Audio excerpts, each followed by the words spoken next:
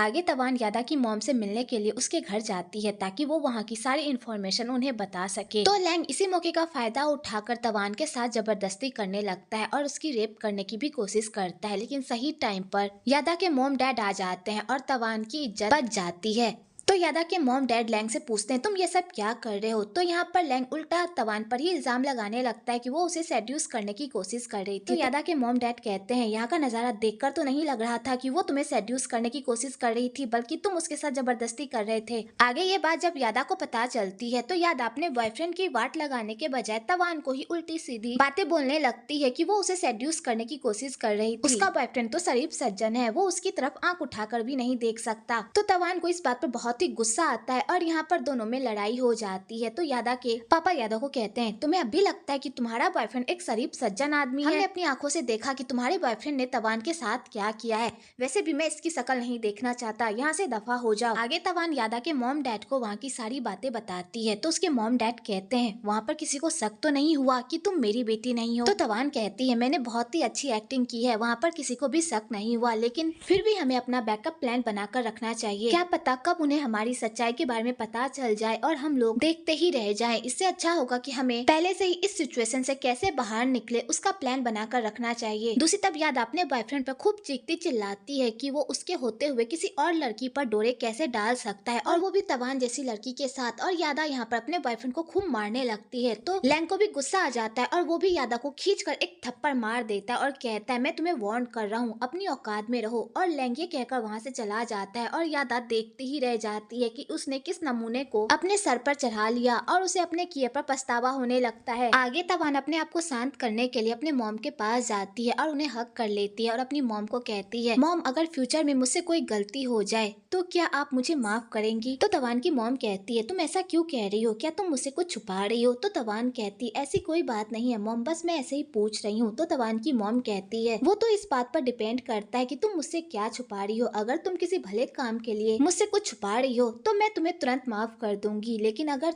अगर तुम कोई ऐसी गलती कर दोगी जिसके लिए मुझे तुम्हें माफ करना मुश्किल हो जाएगा तो मैं तुम्हें आसानी से माफ नहीं करूंगी। तो बेचारी तवान अपनी मॉम की ऐसी बातें सुनकर पूरी तरह परेशान हो जाती है। आगे तवान का वेडिंग ड्रेस भी आ जाता है। तो नोई को वो ड्रेस बहुत ही अच्छी लगती है, तो वो उसकी पिक्चर बनाने के लिए उस ड्रेस को अपने पास रख लेती है और उसके बाद वो उस ड्रेस की पिक्चर बनाकर कवि को कहती है कि वो ये ड्रेस जाकर जियो को दे दे। तो कवि उस ड्रेस को लेकर जियो को देने के लिए जा ही रही होती है कि तभी रास्ते में उसकी मुलाकात सोपिता से हो जाती है और यहाँ पर दोनों सोतने एक दूसरे को नीचा दिखाने की ही कोशिश करते हैं। आगे तवान और टॉम अपनी शादी को लेकर बहुत ही नर्वस रहते हैं। तो तवान कहती है ये शादी तो सिर्फ नाम की है, तो फिर नर्वस क्यों हो रहे हो? वेल यहाँ पर दोनों ये बात जानते हैं कि ये शादी सिर्फ नाम की है, लेकिन शादी होने के बाद ये शादी सिर्फ नाम की होगी या रियल बन जाएगी वो तो आपको आने वाले वीडियोस में पता चलेगा। आगे शादी का दिन भी आ जाता है तो दोनों ही फैमिली इस शादी को लेकर बहुत ही एक्साइटेड रहते हैं। तो यादा जैसे ही टॉम को देखती है तो वो उसे देखते ही उस पर लट्टू हो जाती है और वो उस पर लाइन भी मारने लगती है, लेकिन तभी उसकी मॉम बताती है कि ये वही दूल्हा है जिसे तुमने रिजेक्ट किया था।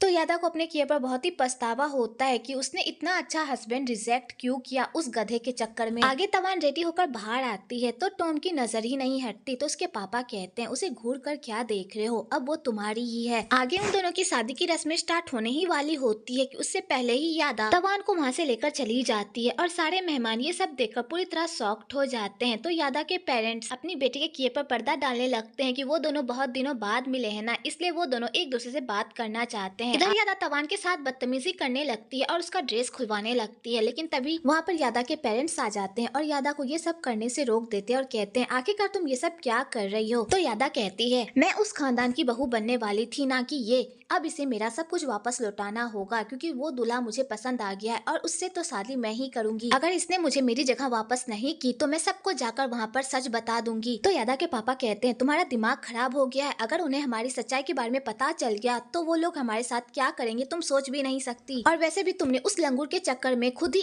इस शादी को करने से मना कर दिया था, अब क्या हो गया? और यहाँ पर पूरी फैमिली एक दूसरे के साथ बहस कर रही होती है। इधर सोपिता उन लोगों की सारी बातें सुन रही हो पर उसे उन लोगों की पूरी बातें समझ में नहीं आती कि आखिरकार वो लोग किस बारे में बात कर रहे हैं कि तभी तवान की नजर सोपिता पर पड़ जाती है। तो वो लोग पूरी तरह टेंशन में आ जाते हैं, कहीं सोपिता को उन लोगों की सच्चाई के बारे में पता तो नहीं चल गया। आगे उन दोनों की शादी की सारी रस्में स्टार्ट हो जाती है। तो सारे लोग उसे शादी की ढेर सारी बधाइयां देते हैं। तो नोई भी अपने भाई को ड्राइंग बनाकर उसे शादी की बधाइयां देती है। तो तवान कहती, तुमने अपने भाई को शादी की बधाइयां दे दी, लेकिन तुमने अभी तक मुझे नहीं दिया, तुम मुझे बधाई नहीं दोगी? तो नोई उसकी किसी बात का जवाब नहीं देती और वहाँ से जाने लगती है, जिस चक्कर में तवान की ड्रेस नोई के व्हील चेयर में फंस जाती है और उसकी ड्रेस सबके सामने उतर जाती है। तो सारे लोग ये देखकर तो पूरी तरह शॉक्ड हो जाते हैं। टॉम अपनी वाइफ की इज्जत बचाने के लिए उसे कवर अप करता है और वहाँ से लेकर चला जाता है। आगे सारे लोग इस मामले पर चर्चा करते हैं कि आखिरकार ये सब कैसे हो गया। तो सोपिता कहती है, तवान की ड्रेस से छेड़छाड़ की गई है, तभी ये ड्रेस इतनी आसानी से निकल गई। तो सब सोचने लगते हैं कि आखिरकार कोई इतनी घटिया हरकत कैसे कर सकता है। तो सोपिता कहती है, कल मैंने तवान की ड्रेस कवि के हाथ में देखी थी, कहीं कवि ने तो ये सारा कारनामा नहीं किया है। तो कवि कहती है, तुम क्या कह रही हो, मैं ऐसा क्यों करूंगी, और वैसे भी मैंने ये ड्रेस नहीं ली थी, बल्कि नोई ने ली थी, और कल मैंने उसके हाथ में चाकू भी देखा था, कहीं नोई ने तो ये सब नहीं किया है। और कभी सारा इल्जाम नोई पर लगा देती है और सारे सबूत भी नोई के खिलाफ ही होते हैं। तो नोई कहती है, मैंने ऐसा कुछ भी नहीं किया, मेरी बात पर यकीन करो, मैं इतनी घटिया हरकत नहीं कर सकती। पर कोई भी नोई की बात पर यकीन नहीं करता। तो तवान कहती भी है, मुझे नहीं लगता कि नोई ऐसी हरकत कर सकती है, पर कोई भी तवान की भी बात पर यकीन नहीं करता और सब नोई को ही गलत समझते हैं। आगे शादी की सारी रस्में हो जाती है और उसके बाद उन दोनों के सुहागरात की बारी आती है। तो तवान फिर से टॉम को टीज करती है और कहती है, कहीं तुम्हारा मन तो नहीं डोल रहा मुझे छूने का? तो टॉम कहता है, क्या तुम भूल गई हो कि शादी से पहले मैंने तुम्हें क्या कहा था कि मैं उसी लड़की को छूंगा जिससे मैं प्यार करता हूँ, और मैं तुमसे तो बिल्कुल भी प्यार नहीं करता। और यहाँ पर दोनों एक दूसरे को टसन दिखाने लगते हैं। आगे आधी रात को तवान को नोई का कुछ सामान मिलता है। तो तवान नोई को लेकर परेशान हो जाती है। तो वो सीधा नोई के रूम में जाती है उसे देखने के लिए, पर वो रूम में भी नहीं रहती। तो तवान पूरी तरह टेंशन में आ जाती है और वो नोई को ढूंढने लगती है कि तभी उसकी नजर बीच पर पड़ती है, जहाँ पर नोई पानी में कूद कर अपनी जान दे रही होती है। तो तवान सही टाइम पर आकर नोई की जान बचा लेती है कि तभी वहाँ पर टॉम भी आ जाता है और टॉम अपनी बहन की जान बचा लेता है। और उसके बाद वो तवान के पास जाता है उसे बचाने के लिए। तो तवान के अंदर बहुत ज्यादा ही पानी भर जाता है, जिस वजह से वो रिस्पॉन्ड नहीं कर पा रही होती है। तो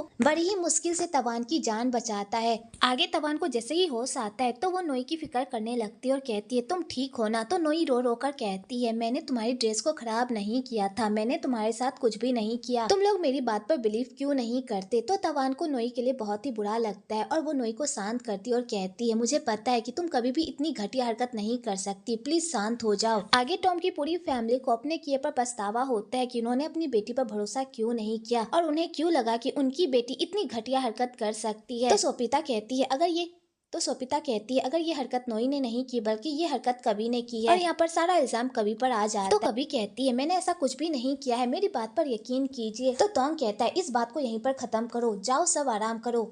आगे तवान की तबीयत खराब हो जाती है तो टॉम उसकी केयर करता है। अगली बार डॉक्टर प्रमोद आकर नोई का चेकअप करता है। तो टॉम कहता है, तुम यादा का भी चेकअप कर लो, उसकी भी तबीयत ठीक नहीं है। तो प्रमोद कहता है, तुम्हारी हालत को भी देखकर लग रहा है कि तुम्हारी भी तबीयत ठीक नहीं है, चलो मैं भी तुम्हारा चेकअप कर देता हूँ। तो टॉम कहता है, मैं ठीक हूँ, तुम मेरी फिक्र मत करो। आगे कवि फिर से नोई को तवान के खिलाफ भड़काने की कोशिश करती है, लेकिन इस बार नोई कवि की एक बात भी नहीं सुनती और कवि को ये सब देखकर बहुत ही गुस्सा आता है। आगे यादा की मोम तवान को कहती है, तुम्हें इस मौके का फायदा उठाना चाहिए, तुमने उनकी बेटी की जान बचाई है तो तुम बीमार होने का नाटक करो और उनका अटेंशन पाने की कोशिश करो, ताकि वो लोग तुम्हारे एहसानमंद हो जाए और तुम्हारे लिए कुछ भी करने के लिए तैयार हो जाए। तो तवान कहती है, अभी तो आप लोगों को दहेज के ढेर सारे पैसे मिले हैं ना, तो अब आपको और कितना चाहिए? तो यादा कहती है, मॉम जैसा कह रही है तुम वैसा ही करो। तो तवान कहती है, मैं ऐसा नहीं करूंगी, हम लोगों की ये डील नहीं हुई थी। तो यादा को तवान पर बहुत ही गुस्सा आ जाता है और वो तवान को मारने लगती है, लेकिन तभी वहाँ पर टॉम और डॉक्टर आ जाते हैं। तो यादा की मॉम अपनी बेटी को संभाल लेती है। आगे वो लोग अपने घर जाने लगते हैं। तो यादा उस घर से जाने का नाम ही नहीं लेती, क्योंकि वो उस घर में इसलिए रहना चाहती है ताकि वो टॉम पर डोरे डालकर उसे पटा सके, पर उसकी मॉम जबरदस्ती उसे वहाँ से लेकर चली जाती है। आगे टॉम की भी तबीयत खराब हो जाती है। तो तवान कहती है, तुम्हारी भी तबीयत ठीक नहीं है, तुम्हें भी मेडिसिन खाकर थोड़ा आराम करना चाहिए। तो टॉम कहता है, मैं ठीक हूँ, तुम मेरी फिक्र मत करो, वैसे तुम ठीक हो ना? तो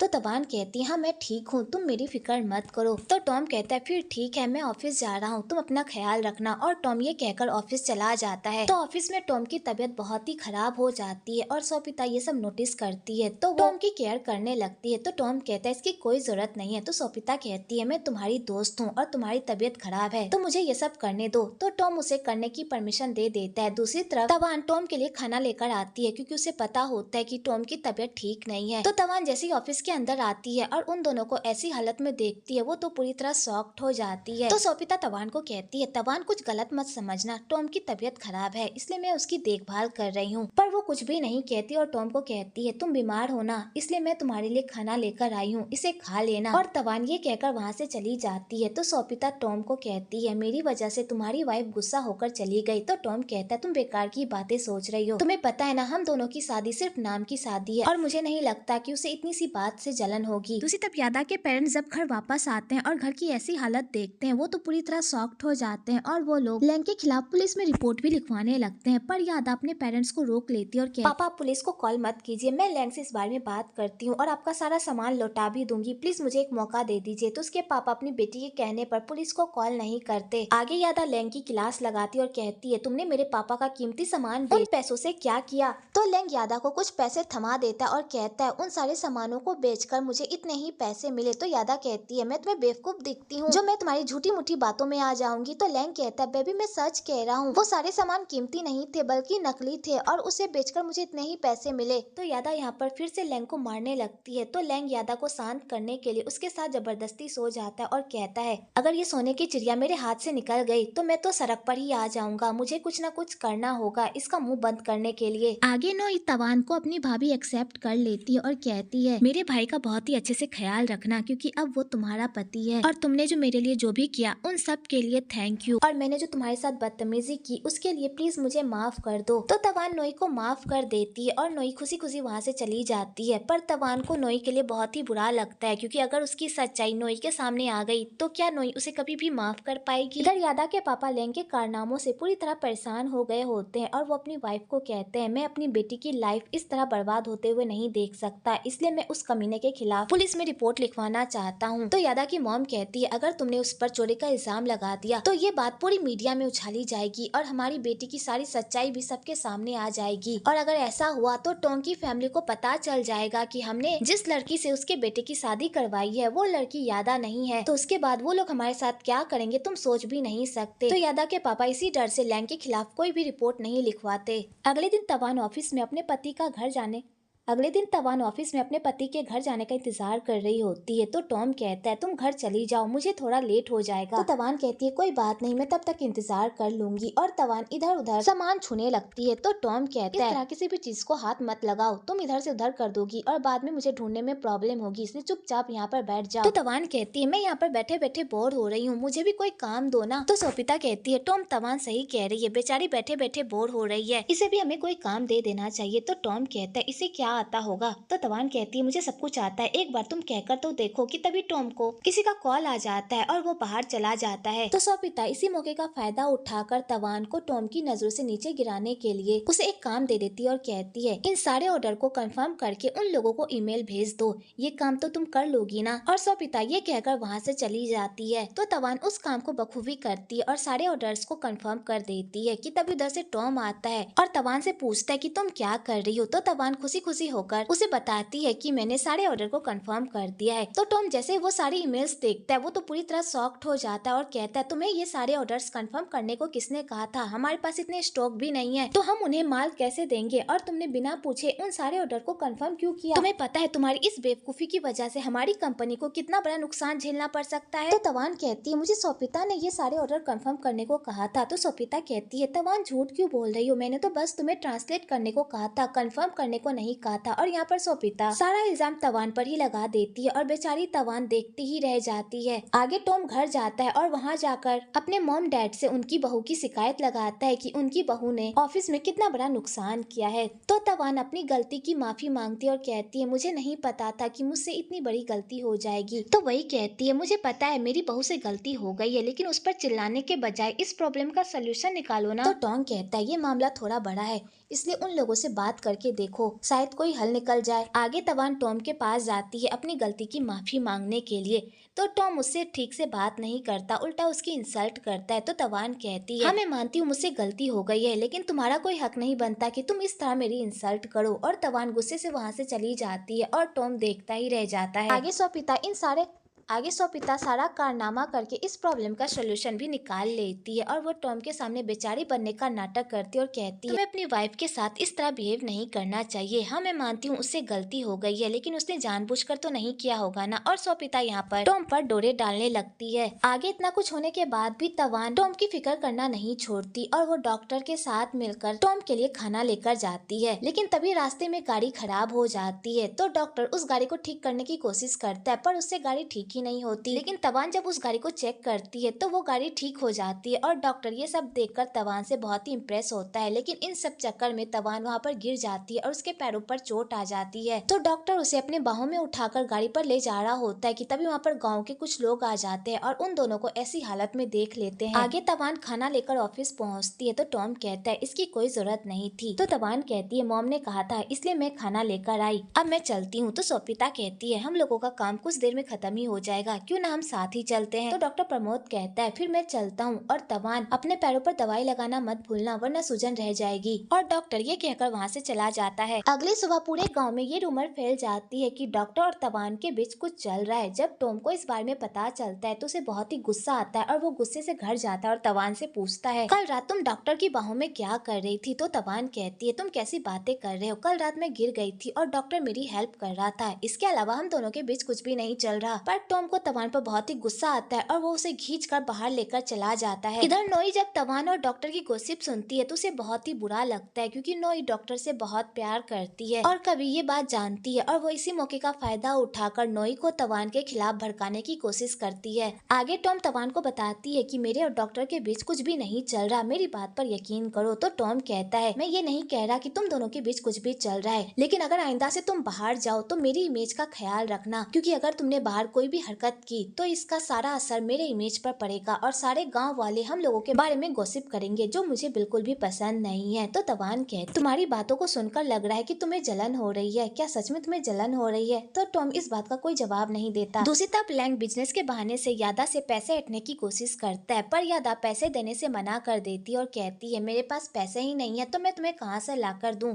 और यादा ये कहकर वहाँ से चली जाती है। तो लैंग को यादा पर बहुत ही गुस्सा आता है। आगे डॉक्टर प्रमोद नोई का चेकअप करने के लिए आते हैं तो नोई डॉक्टर से पूछती है, क्या आप यादा को पसंद करते हैं, क्योंकि पूरे गाँव में आप दोनों की ही गॉसिप चल रही है। तो डॉक्टर कहता है, मेरे और यादा के बीच ऐसा वैसा कुछ भी नहीं है और अब वो तुम्हारे भाई की वाइफ है तो मैं उसके बारे में ऐसा वैसा कैसे सोच सकता हूँ। तो यादा कहती है, अगर वो मेरे भाई की वाइफ नहीं होती तो क्या तब आप उसके बारे में सोचते। तो डॉक्टर कहता है, जब ऐसा कुछ है ही नहीं तो मैं उसके बारे में क्यों सोचूं। और डॉक्टर बात को टाल देता है। आगे ते की मुलाकात टॉम से हो जाती है और यहीं पर ते को पता चल जाता है कि तवान ने जिस लड़के से शादी की है वो लड़का कोई और नहीं बल्कि टॉम है। तो ते इस बात को कंफर्म करने के लिए जियो को कॉल करता है। जियो को जब पता चलता है कि ते को टॉम के बारे में पता चल गया है तो वो सीधा तवान को बताती है और कहती है, ते को टॉम के बारे में पता चल गया है, अगर ते ने टॉम को तुम्हारी सारी सच्चाई बता दी तब तो तुम पूरी तरह बर्बाद हो जाओगी। तो तवान जैसे ये सुनती है वो तो पूरी तरह शॉक्ड हो जाती है और वो सीधा ते को कॉल करती है और उसे कहती है कि तुम प्लीज टॉम से मत मिलना और ना ही उसे कुछ भी बताना। पर ते तवान की एक बात भी नहीं सुनता और वो सीधा टॉम के पास चला जाता है बात करने के लिए। लेकिन सही टाइम पर जियो आ जाती है और वो ते को टॉम से बात करने से रोक लेती है और कहती है, मेरा बॉयफ्रेंड मुझसे गुस्सा था इसलिए वो आपसे बात करना चाहता था, लेकिन अब मैं आ गई हूँ, मैं इस प्रॉब्लम को खुद सॉल्व कर लूंगी। और जियो ते को लेकर वहाँ से चली जाती है। आगे जियो ते को कहती है कि तुम प्लीज टॉम से तवान के बारे में कुछ भी बात मत करना, तवान खुद तुम्हें पूरी बात बताएगी, तब तक तुम प्लीज तवान और टॉम को अकेला छोड़ दो। पर ते जियो की भी बात नहीं सुनता। तो जियो कहती है, मुझे पता है कि तुम तवान को पसंद करते हो, लेकिन तवान तुम्हें पसंद नहीं करती और अब वो किसी और की हो चुकी है, प्लीज उसे उसके हाल पर छोड़ दो। तो ते कहता है, मैं जानता हूँ तुम ये सब क्यों कह रही हो, जिस तरह तवान मुझे पसंद नहीं करती उसी तरह मैं भी तुम्हें पसंद नहीं करता, इसलिए ये सब करके कोई फायदा नहीं होगा। और ते जियो का दिल दुखाकर वहाँ से चला जाता है। इधर लेन को यादा से पैसे निकलवाने का एक तरीका मिल जाता है और वो यादा को धमकी देता है कि अगर तुमने मेरी डिमांड पूरी नहीं की तो मैं जाकर टॉम की फैमिली को तुम लोगों की पूरी सच्चाई बता दूंगा, उसके बाद तुम लोगों के साथ क्या होगा तुम लोग सोचते रहना। तो वो लोग लैंग की इस बात से पूरी तरह डर जाते हैं और उन लोगों को लैंग की बात माननी ही पड़ती है। तो लैंग कहता है अगर तुम लोग इसी तरह मेरी बातों को मानते रहोगे तो मैं भी तुम लोगों को कुछ भी नहीं करूंगा, और लैंग अपने पैसे लेकर वहाँ से चला जाता है। दूसरी तरफ टॉम और तवान एक दूसरे को तंग करने का एक मौका नहीं छोड़ते और ये दोनों कुत्ते बिल्ली की तरह एक दूसरे से लड़ते रहते हैं। अगले दिन तवान टॉम के साथ उसके फैक्ट्री जाती है जहाँ पर उसकी मुलाकात ते से हो जाती है। बेचारी ते से मिलना तो नहीं चाहती पर उसे मजबूरन ते से मिलना पड़ता है। तो ते भी टॉम के सामने ऐसी एक्टिंग करता है कि वो तवान को जानता ही नहीं। आगे तवान ते को थैंक यू कहती है कि उसने टॉम के सामने उसकी सच्चाई नहीं बताई। तो ते कहता है मैंने टॉम के सामने सच ही तो कहा, मैं तुम्हें जानता ही कहाँ हूँ, तुम कौन हो, तुम वो तवान नहीं जिसे मैं पसंद करता था, तुम कोई और ही हो। तो तवान कहती है ऐसी बातें करना बंद करो ते। इधर सोपिता उन दोनों को बात करते हुए देख लेती है और उसे समझ में आ जाता है कि इन दोनों के बीच कुछ ना कुछ जरूर चल रहा है। तो सोपिता ते के पास जाती है और उससे तवान की इन्फॉर्मेशन निकालने की कोशिश करती है पर यहाँ उसके हाथ कुछ भी नहीं लगता। आगे टॉम अपने दोस्तों के साथ हैंग आउट करने के लिए जा रहा होता है तो उसकी मॉम कहती है तवान को भी अपने साथ लेकर जाओ, पर तवान टॉम के साथ नहीं जाना चाहती तो वो बीमार होने का नाटक करने लगती है। तो उसकी मॉम कहती है अगर ऐसी बात है तुम मत जाओ, मैं तुम्हें एक दवाई देती हूँ, उसे खाकर सो जाना, तुम्हें आराम मिलेगा। आगे टॉम अपने दोस्तों के साथ हैंग आउट कर रहा होता है तो उस पब में यादा भी रहती है। तो यादा इस मौके का फायदा उठाती है और वो टॉम के ड्रिंक में नशे की दवाई मिला देती है और उसे पिला देती है